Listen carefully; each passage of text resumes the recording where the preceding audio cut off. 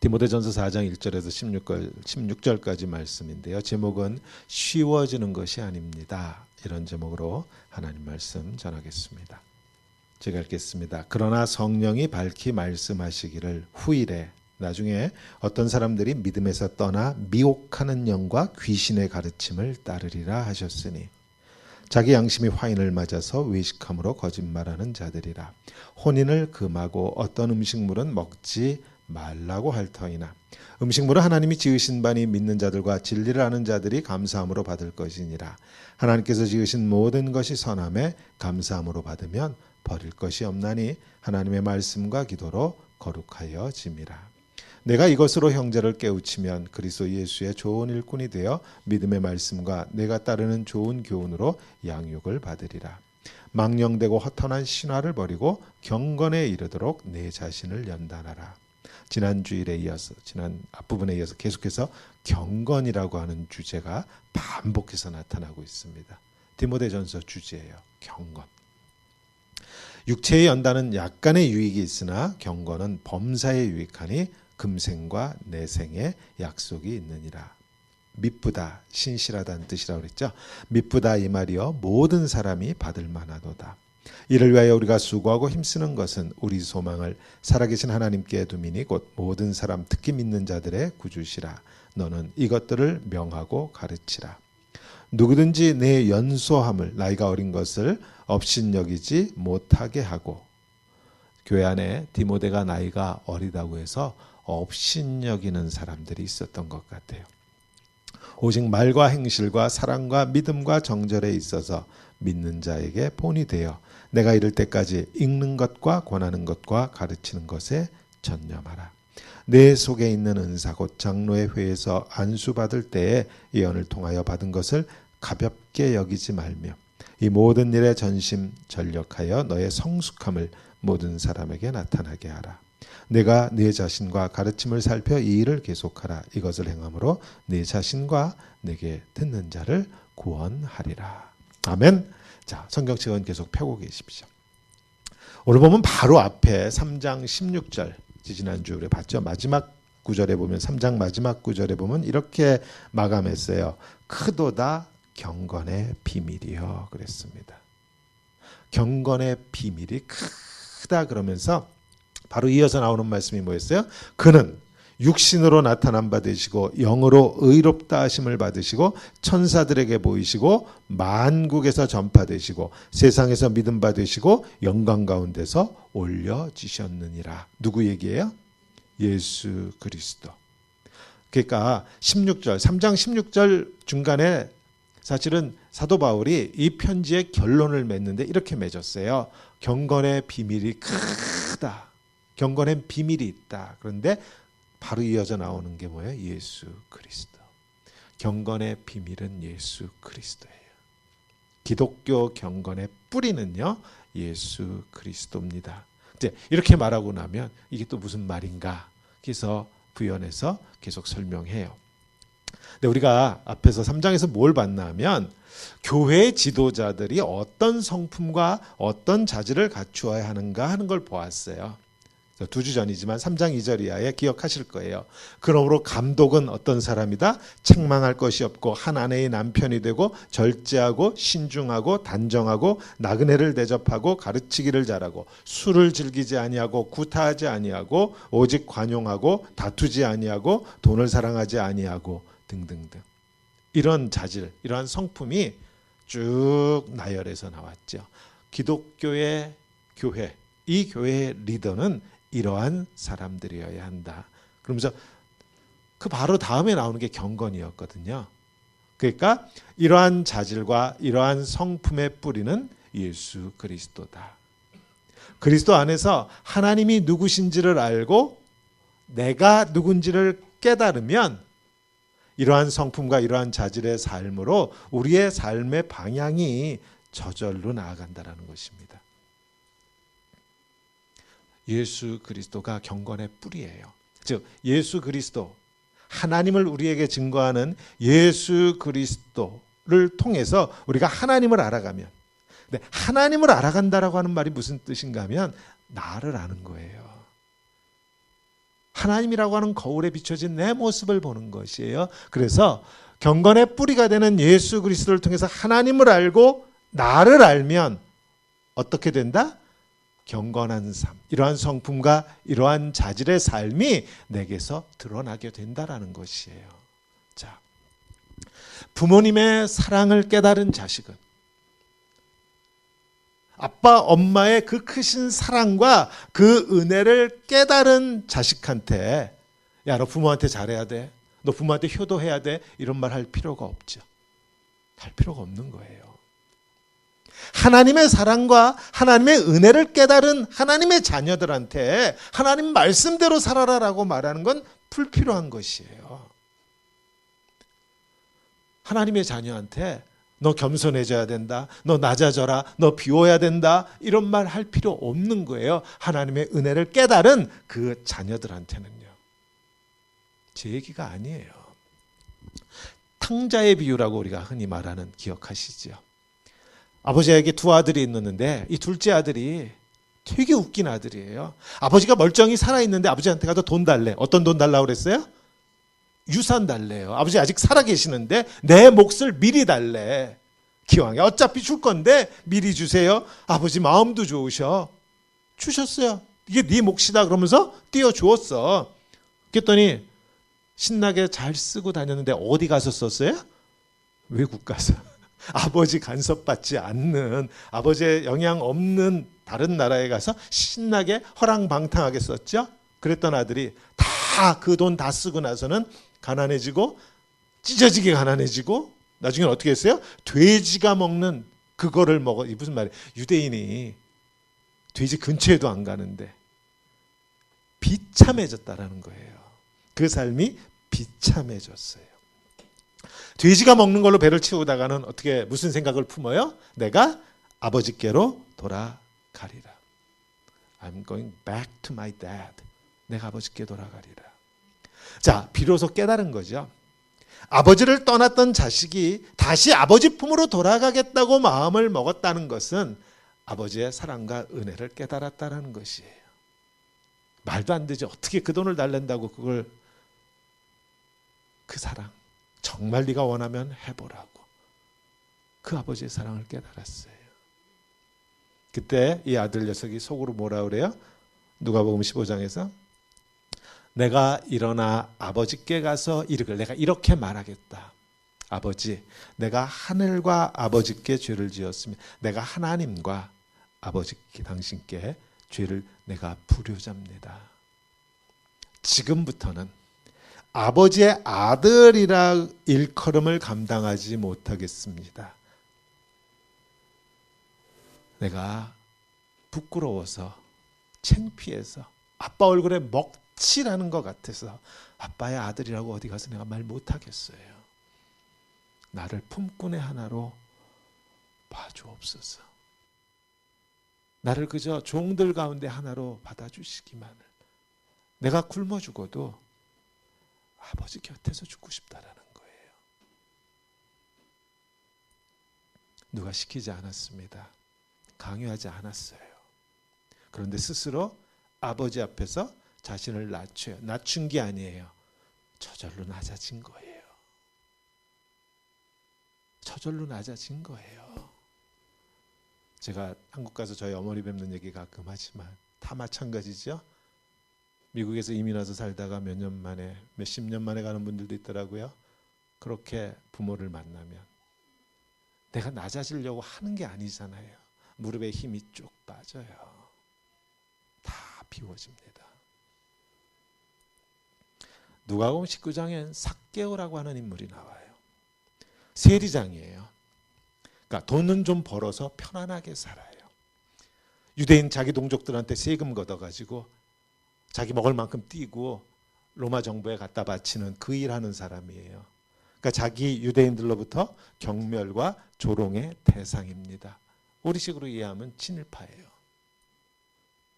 그랬던 삭개오가 자기 자신을 찾아온 예수님을 만난 이후 완전히 변했는데 주님한테 이렇게 말하죠.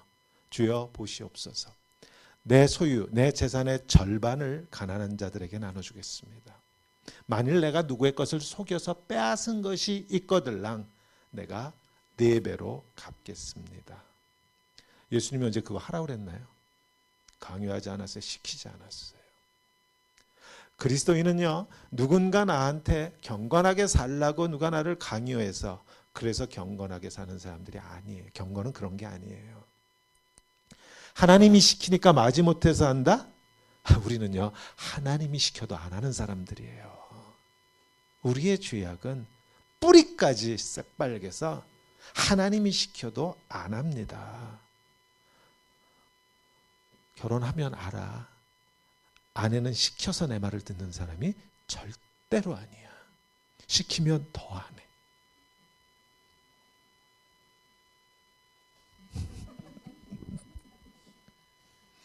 자, 내 신앙과 내 믿음이 어린아이와 같을 때에는 율법 필요한 거예요. 이거 해라 저거 해라 필요한 거예요.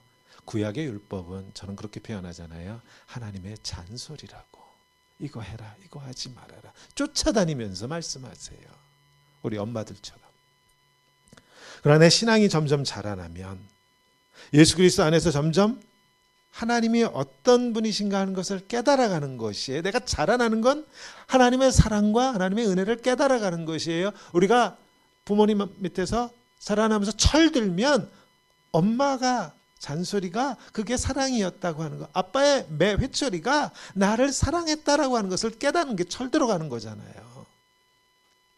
그렇게 되면 깨달으면 깨달을수록 사실은 불효를 하고 싶어도 못한 거예요. 못해요. 하나님께서 우리를 사랑하시고 믿어주시죠. 얼마나 사랑하시고 얼마나 믿어주세요? 세상 끝날까지 너희와 함께 한다 그러셨고요. 세상 끝날까지 하나하나를 눈동자처럼 지키시며 믿어주신대요. 그렇게 사랑해 주시고 그렇게 우리를 믿어주실 수 있는 까닭이 뭐예요? 하나님이 우리를 그렇게 믿어주시는 까닭이 뭐냐고요.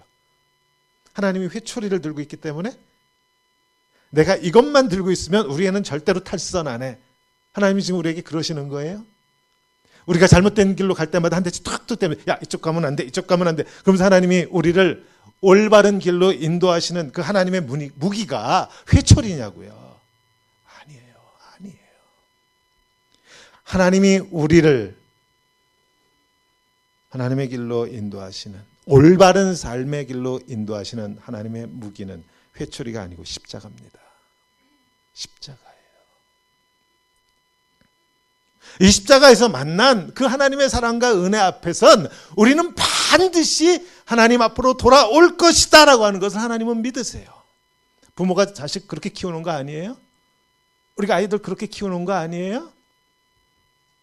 때론 욕도 하고 때론 회초리도 들고 뭐 우리가 연약하고 부족하니까 하나님처럼 그렇게 할 수는 없지만 그러나 우리 아이는 깨달을 것이라고.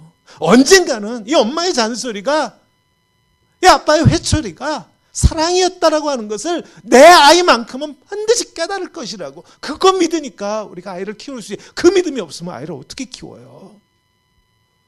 옆집에 갖다 맡겨야지. 그 믿음이 있으니까 아이를 키우는 거죠. 하나님이 우리를 믿으시는 것도 이 십자가예요. 내가 이 십자가에서 마지막 한 방울까지 흘린 이 피가 결국은 이 녀석을 내 길로 돌아오게 할 것이다라고 하는 그것을 하나님이 믿으시는 거예요. 저 십자가에서 폭포수처럼 쏟아지는 그 사랑과 그 은혜 앞에 탕자가 돌아왔듯이 결국 우리 한 사람 한 사람 하나님께 자기에게로 돌아올 것이라고 하나님 그렇게 믿으세요. 기독교의 비밀은요, 이렇게 내가 뭔가를 행해서 무슨 경건한 삶을 사는 거 절대로 아니에요. 그 은혜 안에 머물면 내가 의도하지 않았고 내가 어떻게 해보려고 뭘 하려고 한 게 아닌데 어떻게 내 삶에 열매들이 맺혀요. 그래서 갈라디아서에서 그랬죠. 성령의 열매라고 그랬잖아요. 근데 오늘 말씀에서 사도 바울이 디모데한테 이렇게 말해요. 교회 안에는 이런 사람들이 나타난다. 경건을 스스로의 어떤 힘과 노력으로 만들어내려고 하는 사람들이 교회 안에 나타날 것이다. 근데 그들을 귀신의 가르침을 따르는 사람들, 양심에 화인 맞은 사람, 이렇게 아주 직설적으로 말을 합니다. 그러면서 구체적으로 어떤 노력들을 해야 경건하려고 3절에 그랬죠. 혼인을 금하고 결혼하지 마라. 그러면 경건한 거야. 독신으로 살면. 어떤 음식물은 먹지 말라. 이건 먹어도 되고 저건 먹으면 안 되고.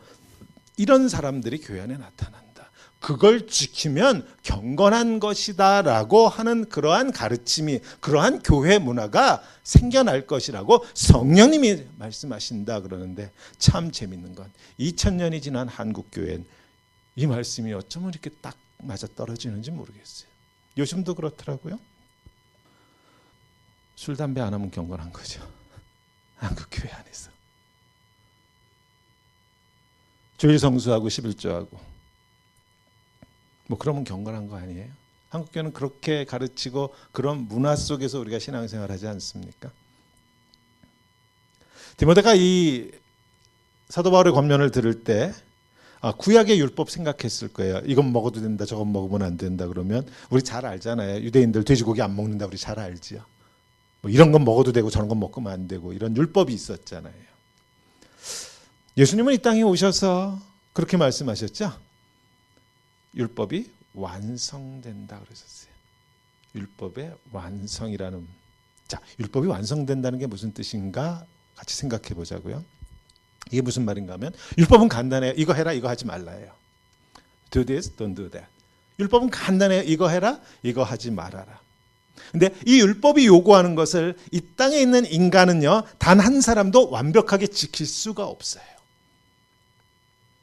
예수님이 오셔서 그랬죠.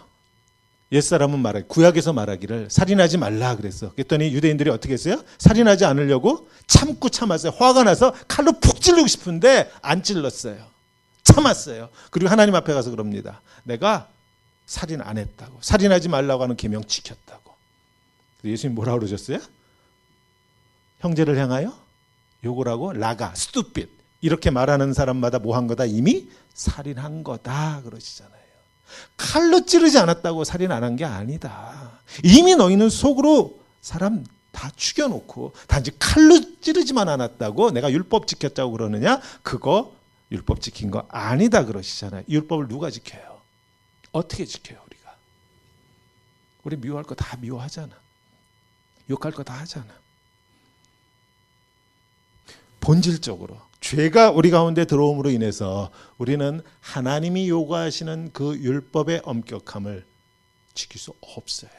인간은 율법이 요구하는 것을 지킬 수 없는 존재들이에요. 그걸 깨닫느라고 율법을 주셨다고 그랬잖아요. 율법으로는 우리가 죄인인 것을 깨닫는 것이다 그랬죠. 그런데 하나님의 아들인 예수 그리스도께서 이 땅에 오셔가지고 인간의 모습을 하고 오셔서는 그 율법이 요구하는 것을 완벽히 지키셨어요. 이렇게 해서 예수님 안에서 율법이 완성되었습니다. 근데 참 재밌는 건 구원이 뭐예요? 이 예수가, 이 율법을 완벽하게 지킨 이 예수가 하나님의 아들이라는 것을 믿기만 하면, 믿는 자들은 하나님이 구원하신다. 무슨 말이에요? 그렇게 믿은 우리를 하나님이 너도 율법을 다 지킨 것으로 봐주겠다라고 그렇게 말씀하신다라는 것이에요. 율법은 누가 지켰어요? 예수님이 지켰어요. 근데 그 예수가 말구유에 태어나고 십자가에 죽은 그 예수가 이 하나님의 아들이십니다라고 하는 것을 믿으면 하나님 눈에는 우리가 어떻게 보인다? 예수님처럼 우리도 율법을 다 지킨 것처럼 보인다라는 것이에요. 이게 칭의라고 하는 교리예요.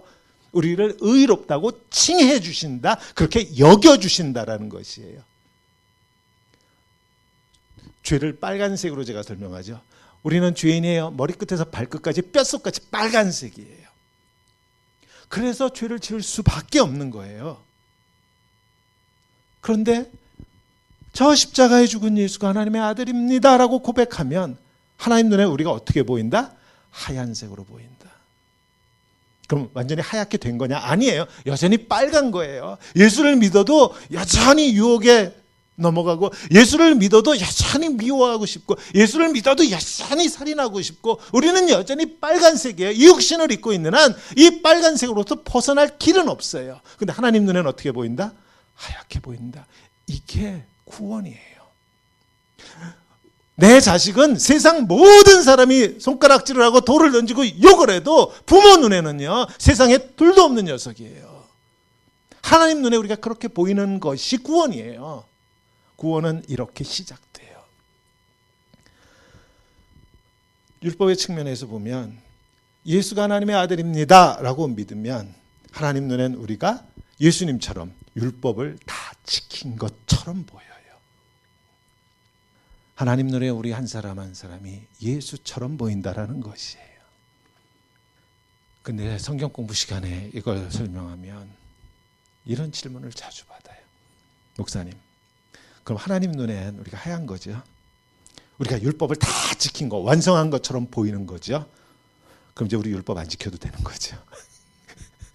우리 율법 안 지켜도 되는 거죠? 율법으로부터 자유해진 거잖아요. 오케이, that's good. 맞아요. 우리 율법으로부터 자유해진 거 맞아요.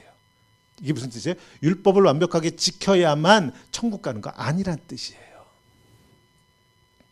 근데 율법 지키지 않아도 되죠. 율법을 지키지 않는다고 하나님 우리 지옥 보내는 거 아니죠.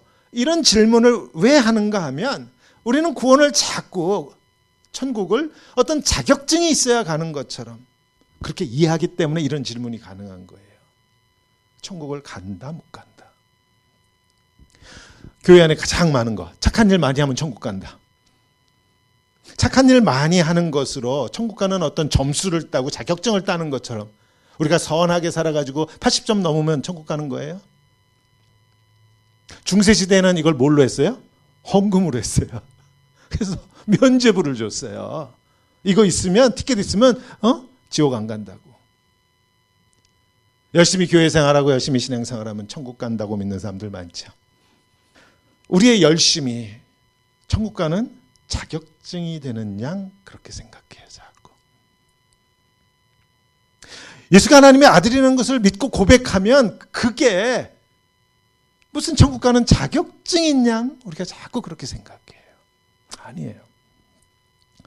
천국 가는데 라이선스 필요 없어요. 천국 가는데 드라이브 라이선스 보여주고 들어가는 거 아니에요. 공항에는 드라이브 라이선스 보여줘야 들어가더라고. 비행기 타려면. 천국은 안 그래요. 천국 가는데 티켓 따로 필요 없어요. 꼭 기억하십시오. 점수가 어느 수준 돼야 천국 가는 거 아니에요. 천국은요. 가는 게 아니고요. 천국은 내가 하나님의 자녀라고 하는 그것이 천국이에요. 관계에서 이미 다 끝나버리는 거예요. 내가 하나님의 자녀예요. 내가 하나님의 아들이에요. 내가 하나님의 딸이에요. 내가 내 아버지 집 들어가는데 무슨 자격증이 필요하고 무슨 점수가 필요해요.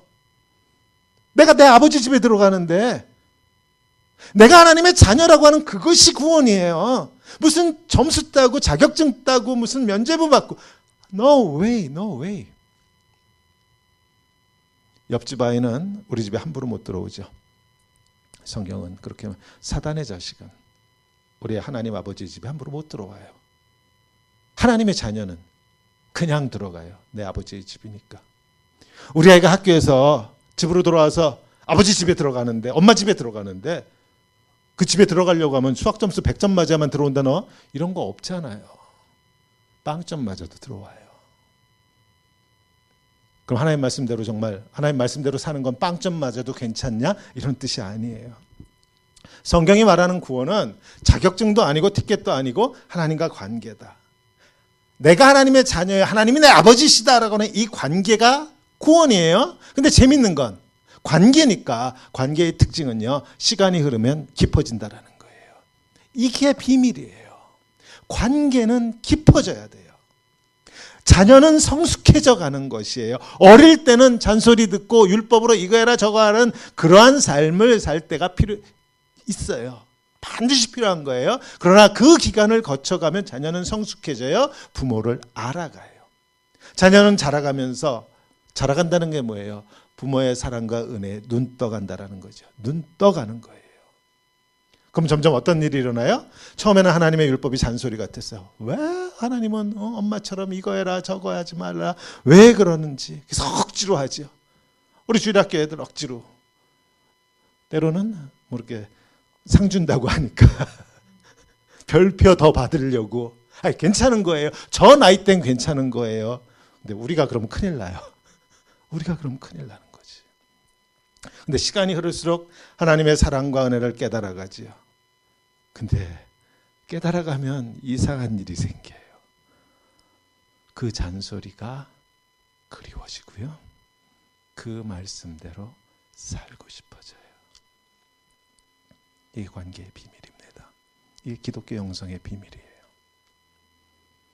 이렇게 하나님의 말씀, 즉 율법은 우리에게서 이렇게 완성되어져 가요. 처음에는 마지못해서 축복 준다니까. 혹시 이거 안 지키면 해코지 할까? 하나님이 뭐 교통사고 허락하실까 봐. 주일날 교회 안 가면 뭐 우리의 다리 몽둥이 부러질까 봐. 그런 생각에 처음에는 그렇게 신앙생활해도 괜찮아요. 그러나 점점 하나님의 사랑과 은혜를 깨달아가면 하나님의 말씀대로 사는 게 이제는 내가 원하는 게 되어버려요. 이게 자식이 성숙해가는 거잖아요. 근데 교회 안에 어떤 사람들이 생겨난다? 일종의 금욕주의죠. 오늘 보니까 금욕주의를 가지고 금욕주의로 경건을 바꿔치기 하는 사람들이 생겨난다. 성령님이 그렇게 말씀하신다. 디모데에게 권면합니다.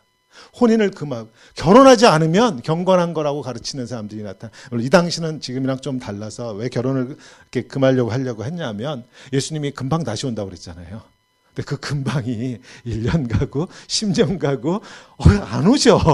이 금방이 어떻게 된 거야? 그러면서 깨닫죠. 아, 하나님의 시간은 우리의 시간과 다르다라고 하는 것을 깨달았어요. 근데 처음에는 프로시아라고 주님이 다시 오는 그게 마치 금방 내일 올 것처럼 그렇게 믿었기 때문에 아, 결혼을 굳이 할 필요 없다, 하지 말아라, 이런 가르침이 있었어요. 근데 하여튼 결혼을 안 하고 독신으로 살면 경건한 거다, 이런 가르침. 유대교 율법이 그대로 남아가지고 이런 건 먹으면 되고 이런 건 먹지 않으면 되고. 이 무슨 뜻이에요? 교회 안에 많아요. 이분법. 이건 영적인 것이고 이건 세속적인 것이고. 목사라고 하는 직업은 영적인 것이고 거룩한 것이고, 내가 가게에서 손님 맞아서 돈 왔다 갔다 하면서 비즈니스 하는 건 세속적인 것이고 이분법이죠. 이건 거룩한 거고 이건 더러운 거고. No way. 분명히 기억하십시오. 목사의 일이나 성도님들이 비즈니스 하는 일이나 하나님 앞에서 동일하게 거룩합니다.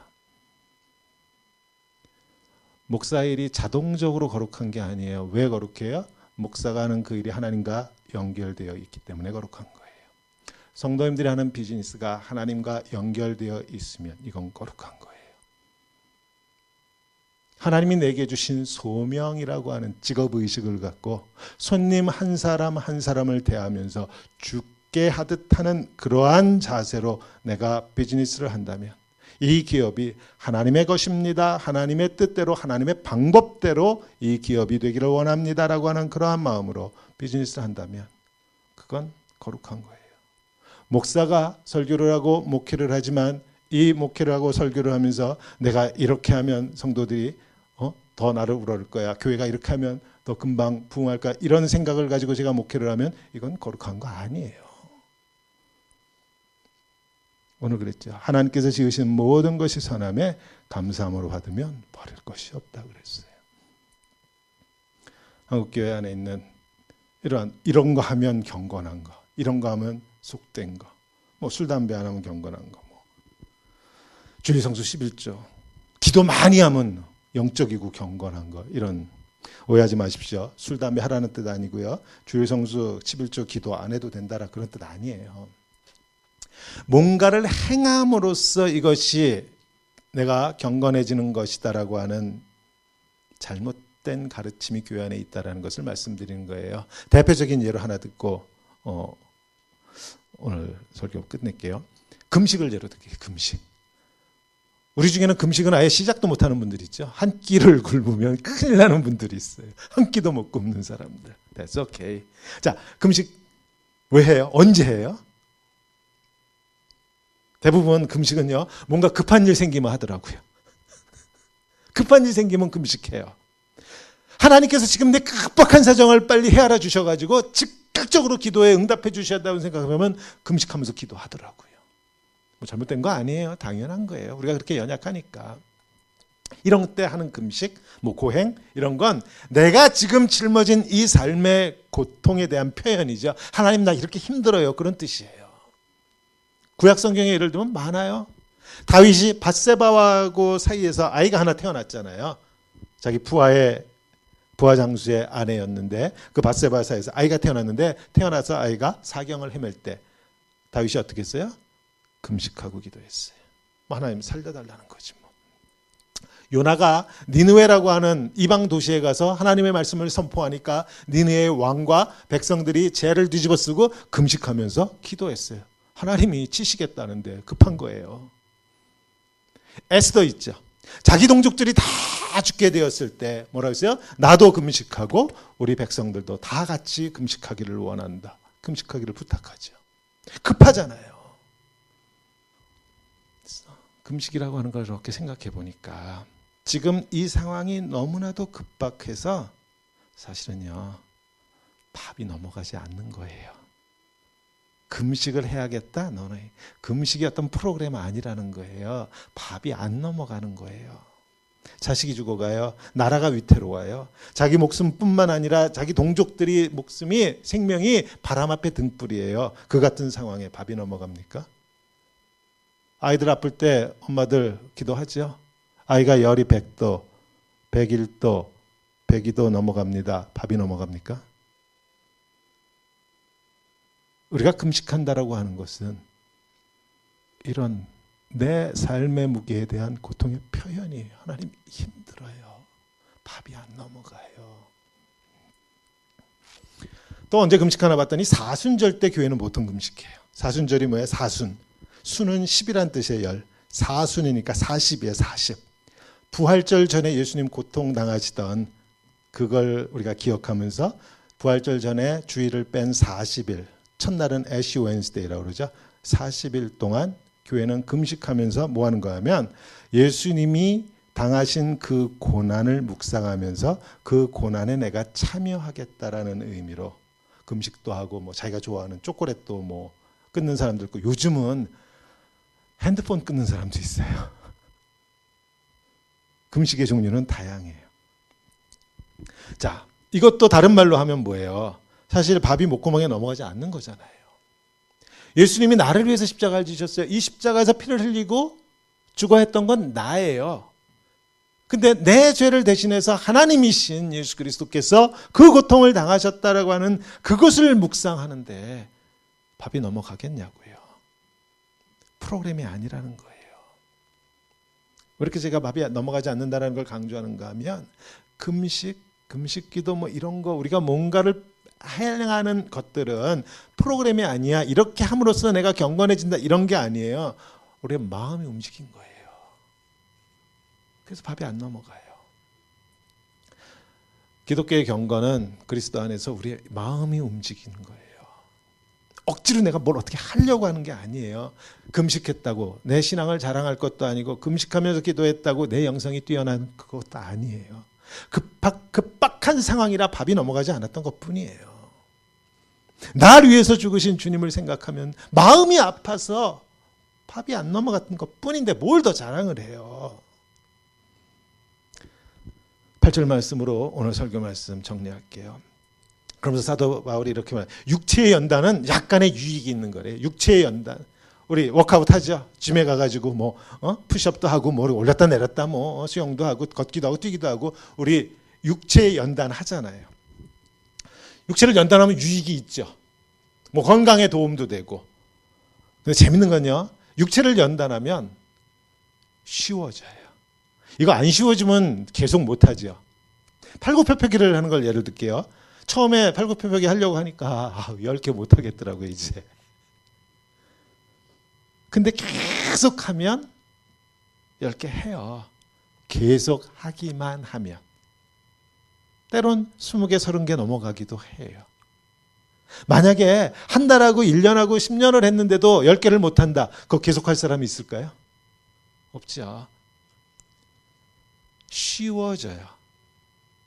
이게 참 큰 유익이야. 그래서 좀 더 어려운 걸로 도전도 하고 이렇게 우리가 육체의 연단은 우리에게 많은 유익을 줘요.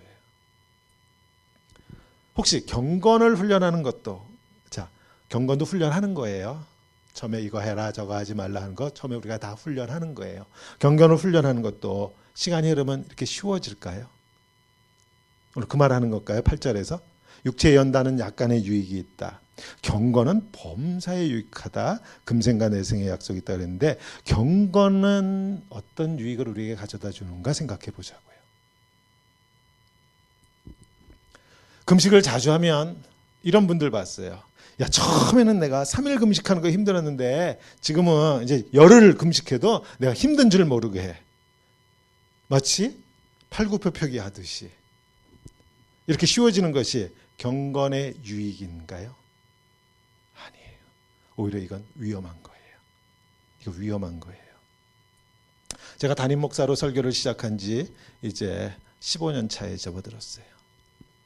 만약 제가 설교를 준비하면서 이제 15년 해서 그런지 이제 설교가 쉽다 그러면 성도님들 무슨 생각하시겠어요? 우리 목사님 매너리즘에 빠진 거 아니야? 옛날 거 우려먹는 거 아니야?